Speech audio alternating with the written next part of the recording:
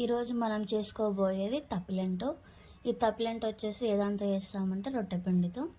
So దీనికి కావాల్సినవన్నీ కరివేపాకు, ఉల్లిగడ్డ, కొత్తిమీర, ఇంకా జీలకర్ర, వాము, కారం, ఉప్పు, ఇంకా ఇవన్నీ వేసి దీంట్లో వేడి నీళ్ళు పోసుకుంటే ఈ పిండి కలుపుకోండి. రొట్టె పిండి ఎట్లా కలుపుకుంటారో సేమ్ అట్లే.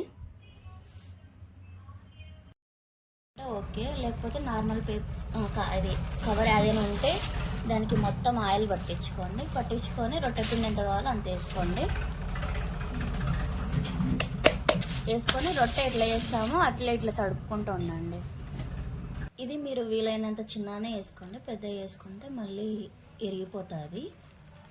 ఇంకా పెనంకి మొత్తం నూనె పట్టించుకొని మనం ఇప్పుడు వేసుకున్న అది తప్పిలెంటు దీని మీద వేసుకొని కాల్చుకోండి.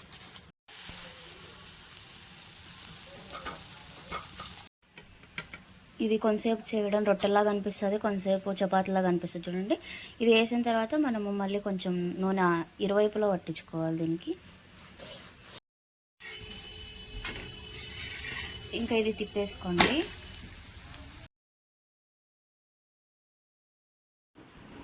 ఇది నార్మల్గా అయినా తినొచ్చు, లేకపోతే చట్నీలో తినొచ్చు.